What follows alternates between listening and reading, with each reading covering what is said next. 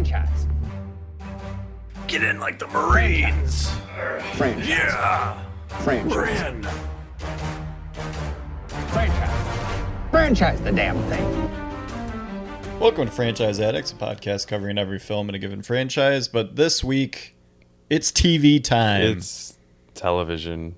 And we are covering the first two episodes, because that's how they released them, of FX's Alien Earth. That's right. We started with Alien back in July of 2024.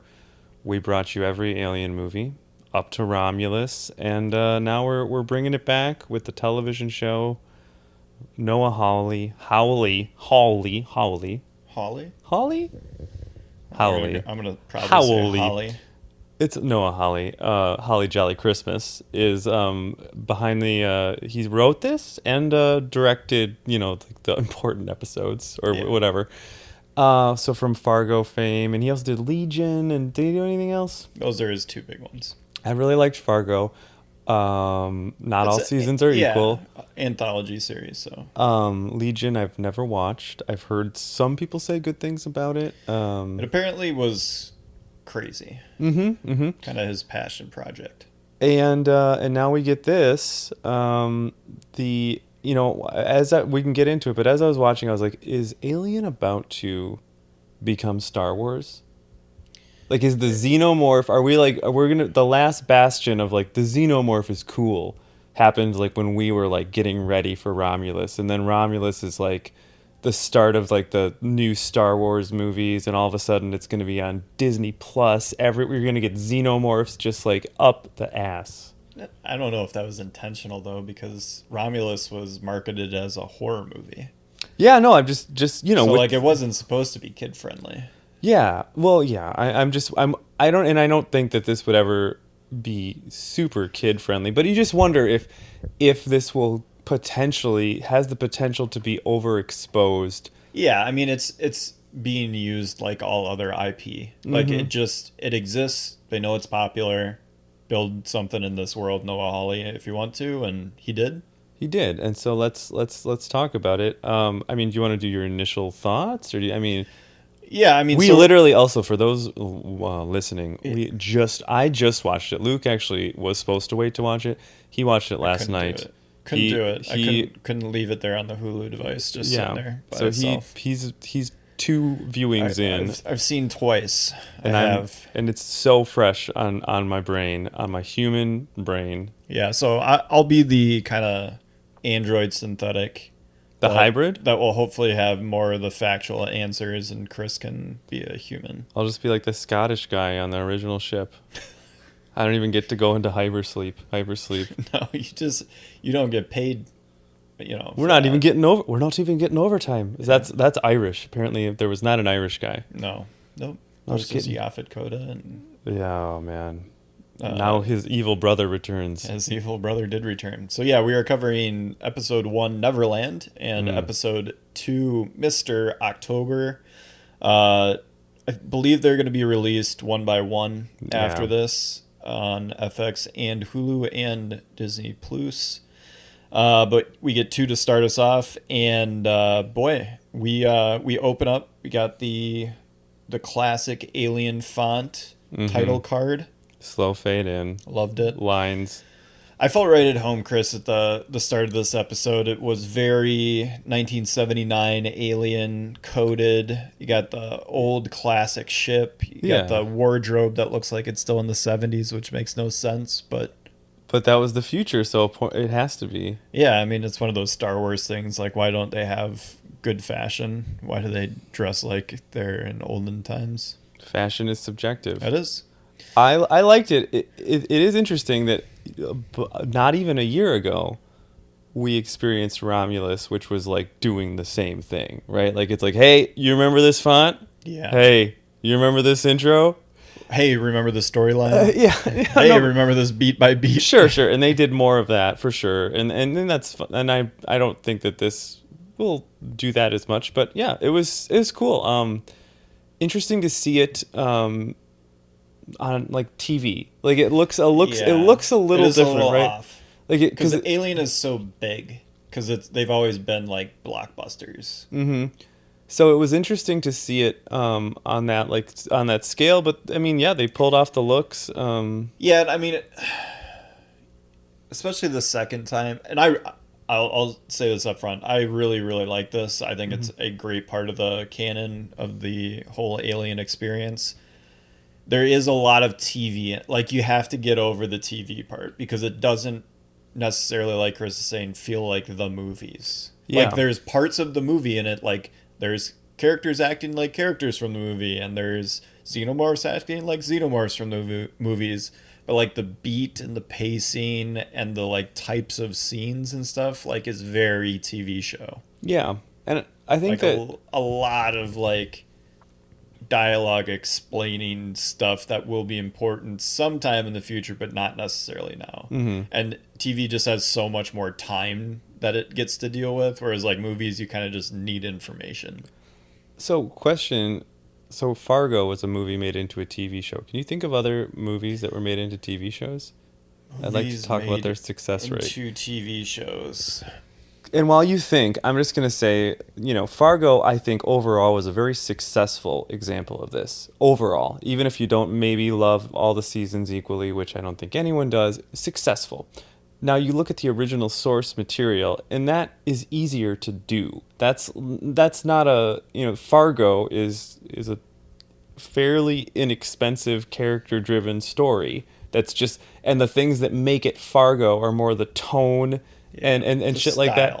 Yeah. So, and this is so different. I mean, this is a storied franchise that's been taken on by all kinds of directors, and like, what do we know? What are the beats? Like, but right? It has lore, it has history, it has like things that it has to follow. For sure. It has constraints. Whereas like in Fargo, like you're saying, like there's no real constraints except for the style that it's being told in. Yeah. And so I guess maybe for next time we can think about other. Well, Star Wars is like the classic example. Like, there's how many Star Wars TV shows? Yeah. The Avengers, like how many Marvel? Yeah, all that sort of stuff, and none of them are all that successful or lauded, except for Andor, which is extremely lauded, and as it should be. But yeah, a lot of them get kind of just. Like this is not a very successful model from like a critical standpoint. Like lots of people watch this stuff, but it is not usually critically received very well, except Andor and seasons of The Mandalorian. Yeah, and it's so taking something that is an action movie, a fantasy, like Dune tried to do it with the Bene Gesserit series, didn't watch it. That didn't work very well. But that's also a book that was made into a movie, and then the movie turned into a TV show. Like, so there's a little bit more convolution there because there's more that a TV show should be able to draw upon because there's like 20 Dune books. Yeah, it's definitely difficult, and I think most of the time you're like, oh, this will be inferior. And I think that what really good thing was that maybe Fargo is one of the only times when we looked, and I don't know if maybe some people said the show is better than the movie, but a lot of people said it is just right alongside it. It's some seasons, some episodes are just as good or hit the same notes for me. And so it's like, all right, well, if we get that guy to do this with an action movie, sci-fi, horror franchise, can we make this happen? And I mean, so far, I'd say. I mean, so you said you liked it. I enjoyed it. Also, I'm kind of just like I'm still thinking. I'm still processing. Like the jury's out. Like I was just shown a really kind of extended 2-episode thing on what's going to be. It's going to take the premise and just really stretch it out, and we'll see what happens. I mean, so I like that there's these new creatures. What do you think about the new creatures? You like it? They're like, we can't just have the xenomorph.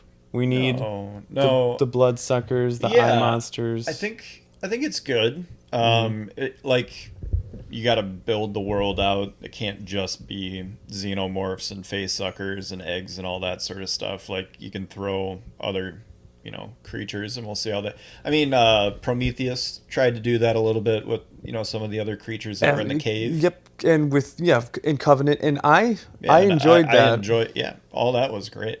I mean, I'm there for the big ticket. My initial criticism is going to be maybe the moments of Alien that I liked the best were like the moments of like pure horror. And I don't know if this show will be able to go there. Partially maybe because of the writing, also because like I don't know. I know You're it's just gonna be so. I think you're just gonna have a problem with the TV showness of it all. maybe. I mean, I'm Like open. I'm pretty sure I like TV more than you do. Okay. Why do you say that? Well, I think like I think I just No one tells me how much I like TV. I appreciate it on a different level. Oh. Like you kind of look down on TV. I definitely don't look down on TV. I love TV. I mean, you can't, especially shit. Over the last 30 minutes into the episode, you're like, well, how much of the budget are they really? Like, it looks cheap. Like, I don't even think it looks cheap. It's just, it's interesting to see, like, because they were going for big swings, and sometimes the CG works, and they have to be crafty. And I was just kind of like, oh, this will be interesting how they do this, because it can't be the same. It's not necessarily a big, huge blockbuster movie. And I know you mentioned things like Game of Thrones had huge budgets. Well, for sure. And this doesn't have a small budget, I have no doubt, but it's probably not going to have the biggest budget in the world. yeah, they have to cut corners. I mean, I'm more just interested to see how it plays out. I mean, this is an experiment, and I think I would be shocked if I didn't enjoy it at all. I would be really shocked. I'm just kind of I'm thinking about it. I'm thinking about it out loud. Well, it's going to be interesting because it can't just be a show about xenomorph attacking people on Not at Earth. all. Like, that's just going to be a side plot that it happens. The main plot, I think, is going to be focused on the artificial beings, the 3 different classifications that you're told up top, and essentially there's different dialogue that occurs within the first episode that essentially says, like, We got cyborgs. whatever company, so there's 5 big companies that basically run the universe, and if one of them backs the right horse on which one of these synthetic artificial beings is going to be the main one that is going to get used in the world or whatever, like, they're going to win. So there's synths, which are artificial beings, so completely created. There's cyborgs, which are humans with synthetic enhancements. Oh, wasn't that a hybrid? A hybrid is a human consciousness put into a synthetic body. So, Mr. Yaphet Kotto, that's not his real name, Is a cyborg. so he's got part human? Yes. Wow, I thought he was all... No, I guess that he's- explains why he went into cryosleep, maybe. Yeah. Okay. So we get to see the 3. So Timothy Oliphant's character, I'm pretty sure, is a synth. He's a completely artificial being, much like the ones that we've encountered in... Like your Davids. A Yeah. synthetic. Yeah. A fully not human at all, but has artificial intelligence. Okay. And then the cyborg, I believe, is the Yaphet Kotto looking guy. And he's got like one of his hands is white and mechanical. Yeah, and he can do different things. He's got the Wolverine blade, and he also can shoot fire. I guess because he did seem scared to die, maybe. But the xenomorph did leave him alone, so he must not be human enough that the alien is like, must I gotta eliminate. immediately cut his head off. Which any human being that's around a xenomorph just gets You're fucking- dead. You're dead. Immediately. You're sliced up. And then the hybrids are the children that are kind of the A plot of the first 2 episodes, or A B plot. Yeah, kind of a mix there for those. So we are introduced to a young girl named Marcy, who's a terminally ill patient. She has some cancer or whatever. Flippant of you.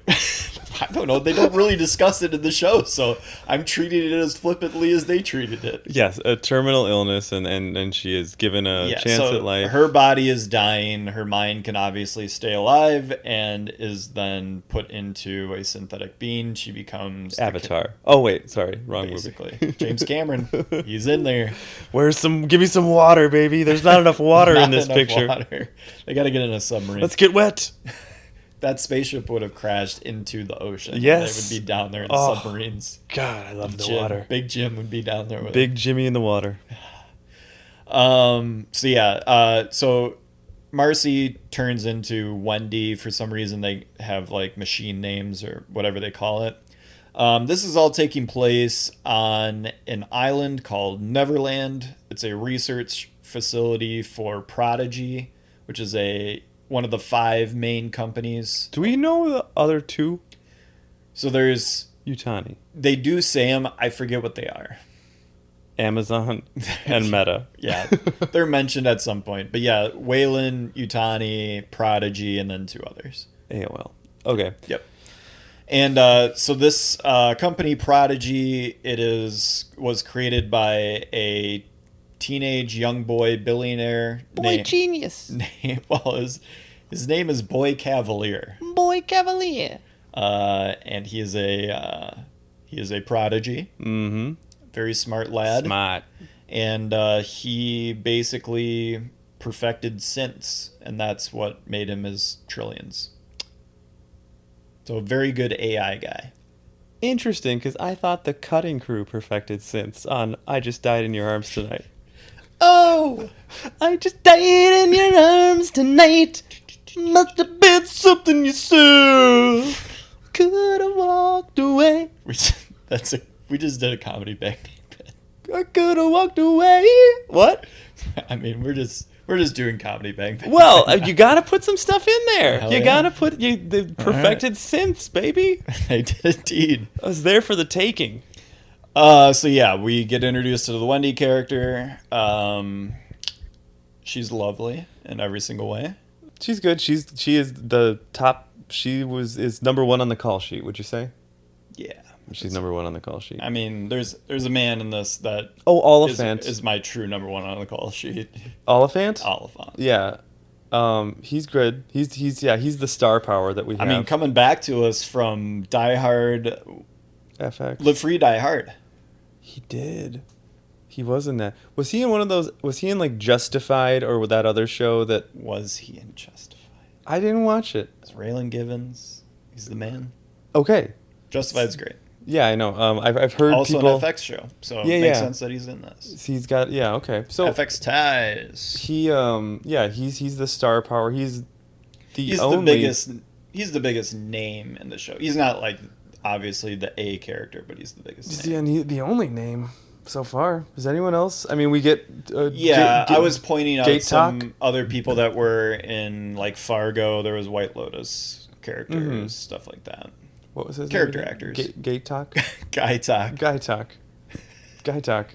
He is cool. was. He's in there. He unfortunately passes away in this He episode. gets leached, Unalived. blood leached. So interesting stuff. I like I said, I'm just taking it in, but I'm really interested to see where it goes and how they can keep this fresh, because they're gonna. I mean, there's 8 episodes at least. Maybe there's, I don't even know. I didn't check, but 9. So there's gonna have a lot to do. And this plot, I mean, what's really interesting, right, is the plot that's been introduced that you told me about, because I was looking at my phone or something. Again, why I probably don't have the greatest respect of TV as you is because I have ADHD, untreated as a mother, and as a mother. This guy's edgy. He says things like a mother. Whoa. I know what he's implying after that, but I'm not going to say it. I know, just like, okay. Whoa, dude. But the plot line is that all of these companies knew the ship was going to crash. They made it crash, or at least Waylon did. They knew it, and this is all part of a bigger plan to exterminate the human race? Something like that, or at least to use the xenomorph as super soldiers, which was Always the plan. always the plan. Which was always kind of seemed like a weird plan. But then it also seems like Boy Cavalier is kind of making his own superhuman combat force to try to negate the xenomorph with the children. Yeah. Because he's making a children army of these hybrids. Army of children. He uses Marcy, now Wendy, to indoctrinate she's the other leader. cancer patient kids. And there's so many. So would you say... Make a wish. I mean, these guys were, either go play catch with Patrick Mahomes for the day or get put into a synthetic body. It's a tough choice. But I think Joe would have taken be Reggie Jackson one day. You Oh think? man, yeah, they loved that tie-in. I guess. Oh no, What a weird tie-in though, because this is like 22-100 or whatever. Yeah. The year 22-100. And he's like, Interesting, too. He's got a dad that was watching highlights of Reggie Jackson's game. True. And- Like they try to. It's almost like they wrote that. They're like, oh shit, fuck, baseball happened like 150 years ago. Damn I it. mean, maybe sports will have that big of a legacy in like, We just- 1,000 years we from now. pull it people up are like, on YouTube and we watch old clips. Remember back in 2004 when the Red Sox finally broke the curse? I like to look at old clips. We don't have anything like that. So that's interesting, yeah, that they did that to get back to the old school humanity in this world that they don't recognize anymore. But yet, the familial ties, they still exist somewhere. They exist in baseball and American tradition. I do. So yeah, the ship, which was called the Maginot. So does the word Maginot strike any recollection in your mind? Maybe something you learned about in high school and history at some point. Time. Maybe it a was documentary of a World War II variety. Napoleon's horse, right? Yes, it was. That's what I thought. It was actually bigger than most horses, which is why Napoleon looks so small. Napoleon, actually normal size horse, Normal size big. guy. It was all just the horse that did it. Not having fun So anymore. the Maginot Line was created by France after World War I to bolster the defenses between the borders that it shared with Germany, so Germany couldn't invade France again. It is seen as an utter failure because Germany just went around the Maginot Line into Belgium and then invaded France that way. Yeah, so do they spent a remember that now. ton of money and all this shit on the Maginot Line, and it wasn't even used. I like that. So this ship, doomed to fail, Yeah. is taken over by a xenomorph, which we don't really don't know what happened. how it happened. They don't explain it in either of these first two episodes, so we're still left to wonder there. But We'll get a flashback that'll show what happened. the what did I call him? He's not a hybrid. He's not a synth. Cyborg? He's a cyborg. Yep. So the cyborg, whose name is Morrow, is communicating with Mother, letting him know that everyone on the ship is dead and that he needs to get the heck out of there in his little safety ship. Or whatever. Safe room. And woman pounding on the door. He whips out his little, fire thing and Fire stick. melts the door. Yep. And she is destroyed by the xenomorph. This is the first time we see the xenomorph. Mm-hmm. Is kind of hidden at first. You're not able to see super clearly through the window, and then they do the huge reveal. They do the huge reveal. You see the flashbacks at first when they go into cryo sleep, which is hinting at something. Yeah, what is going to happen? But there's also, we find out later that not everyone was killed by the xenomorph. People definitely died in different ways. So there's a lot that happened on this ship that we don't know. More will be revealed. Yeah, they've revealed the xenomorph. I said while watching, you know what? I hate to be this guy because I love the Alien movies, but I think the xenomorph might have peaked already, and the xenomorph, when fully post-peak, post-peak xenomorph. When we're fully revealing the xenomorph, it's kind of weird looking. I feel like it was best in the dark when you kind of see it, you kind of don't. Just say it, Chris. You want to say it. What? Just like what Covenant did. I like what Covenant did, right? See? Yeah, I like the neomorph. That was, it's just, it's fine. It's just I can't help but be like, it's clearly unfortunately they can't do that because Ridley Scott already did it, and so they have to kind of find a new way to do it. It's cool. It's just I wonder to poll the people. Xenomorph scary? Question mark. I mean, kind of, but also you're like, is the Predator scary? No, but honestly, when he takes that mask off, it's a little freaky. It is a little freaky. But like the alien's got those like chrome teeth. It's like, what's going on there? Yeah, I mean, it's like, is it a looks car? very fake. Is it a fucking car? So like you're like, this doesn't like. Where's the slime? Sir, are you a car? Where's the slime? Where's the Where's the acid? Yeah, blood? I didn't see.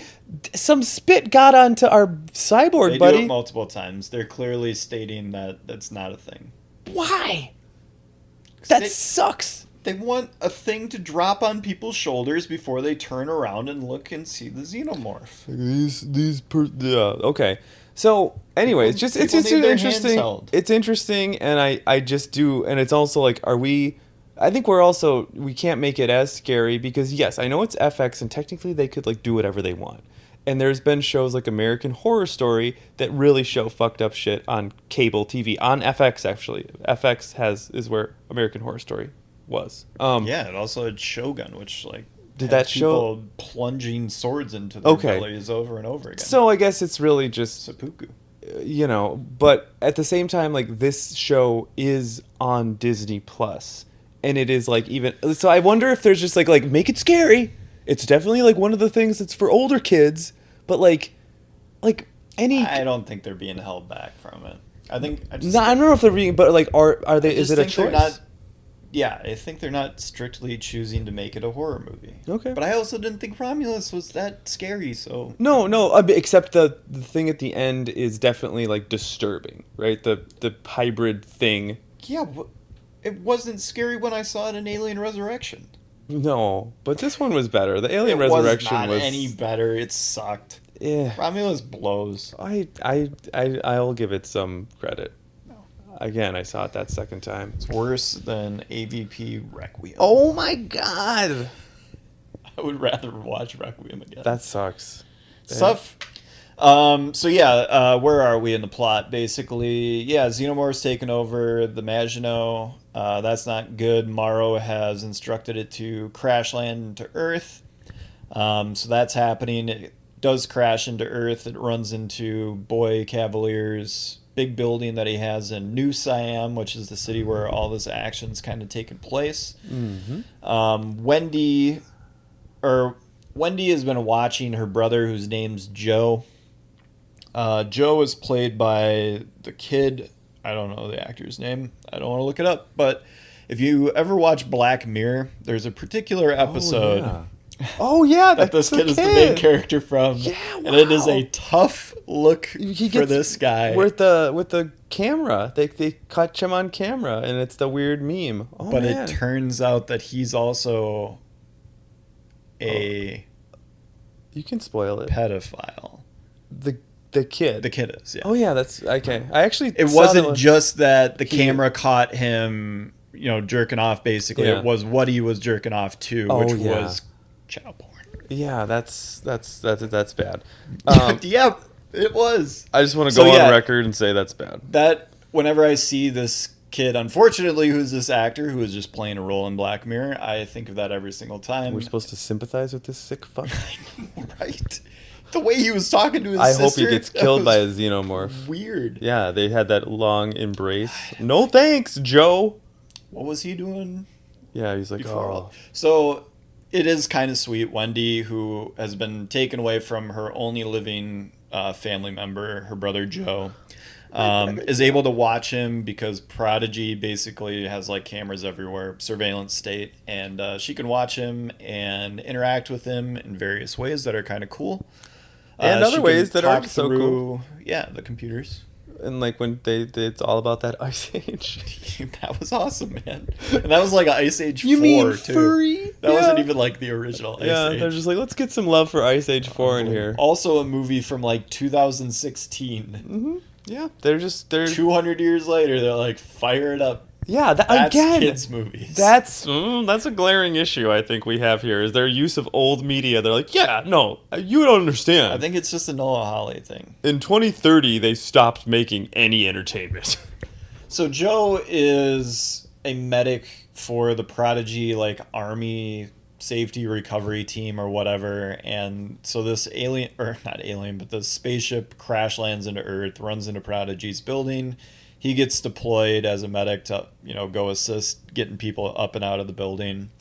And Wendy's watching him and wants to protect him since she's now a synth and can, like, she's got a indestructible body and super strength and all that sort of cool stuff.